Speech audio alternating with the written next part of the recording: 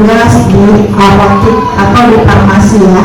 Jadi buat bapak ibu, kalau di farmasi biasanya yang bertugas itu apoteker atau asisten apoteker ya. Terima kasih nih untuk waktunya. Saya minta waktu bapak ibu sebentar ya, mau penyuluhan mengenai resistensi antimikroba. Coba ibu bapak lihat kertas yang dibagikan. Nah, kita mau bahas sebenarnya bagaimana sih cara melawan resistensi antimikroba, yaitu dengan cara ABC plus 4T. Kita bahas ABC-nya dulu ya. A, apa itu resistensi antimikroba? Ada yang tahu nggak sih bahasa resistensi? Hah? Pernah dengar nggak ibu bapak? Nggak ya? Masih asing ya didengarnya ya. Jadi resisten itu bahasa kedokteran ya, bahasa medis. Kalau ibu-ibu sama bapak-bapak familiar tahu bahasa kebal, tahu nggak kebal? Kebal tahu nggak? Kalau kebal tahu nggak bu? Ibu kebal nih, ya udah berarti udah kuat ya, ya nggak pak?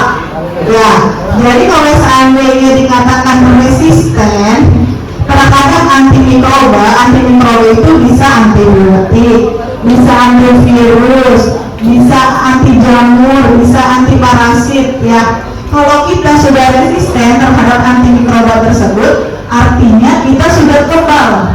Badan kita itu udah nggak mempan dikasih obat antimikroba tersebut. Nah kemudian B-nya, bahaya saat kita sudah resisten terhadap antibiotik, antivirus atau antimikroba lainnya. Itu bahaya nggak kira-kira? Bahaya nggak ya bapak? Bahaya banget ya, karena kalau ibu bapak biasa dikasih antibiotik A, kemudian udah resisten, otomatis antibiotiknya atau antimikrobanya harus diganti pakai yang lebih tinggi lagi dosisnya.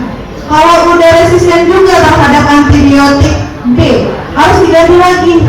Nah akhirnya biayanya akan semakin tinggi, kemudian bisa jadi udah nggak punya antibiotik atau antimikroba yang bisa mengobati diri kita sendiri, itu bisa mengancam kematian.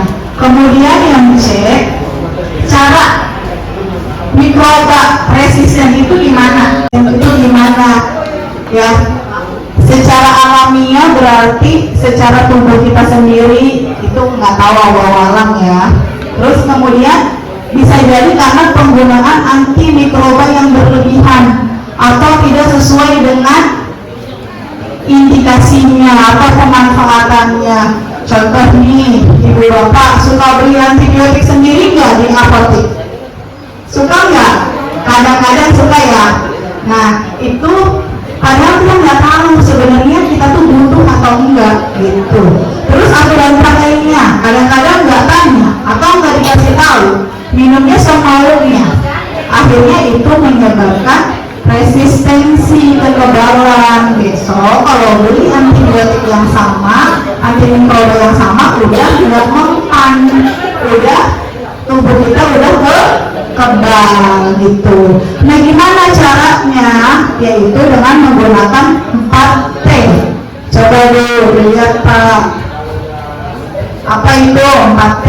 Yang pertama, tidak membeli antimikroba tanpa resep dokter.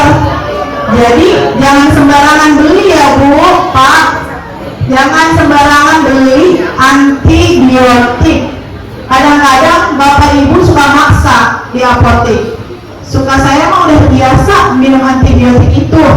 Kalau nggak minum saya sembuh. Saya nggak sembuh kalau nggak minum antibiotik. Itu salah ya. Jadi kalau beli antibiotik harus dengan resep dokter atau memang saran dari tenaga medis lain yang memang tahu bahwa ibu bapak membutuhkan antimikroba. Yang kedua, Teruskan pengobatan dengan antimikroba yang diresepkan walaupun kondisi sudah membaik. Ibu bapak kalau diberikan resep oleh dokter antimikroba sejenisnya, pasti di etiketnya kita tulis habiskan. Yang biasa berobat dapat antibiotik atau pernah mendapatkan antibiotik, pasti kita tulis habiskan kan? Ya, kemudian kita beritahu diminumnya sehari berapa kali, karena aturan pakai setiap obat itu berbeda. Ada yang sehari hanya sekali, ada yang sehari harusnya 2 kali, 3 kali, bahkan 4 kali ada.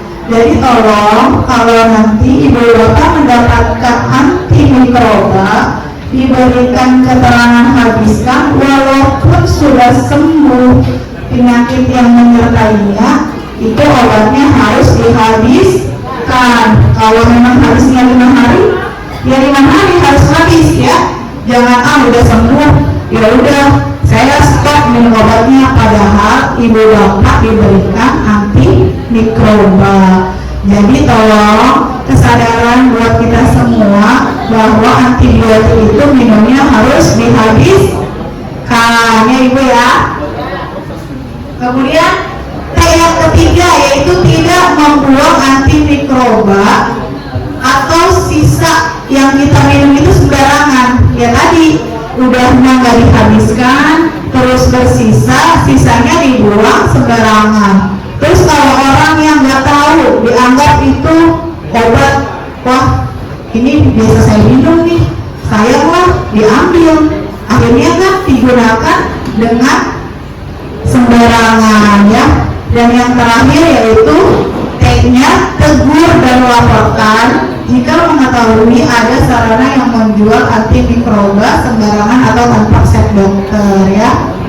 Sampai sini ada yang mau ditanyakan nggak ibu bapak, atau ada yang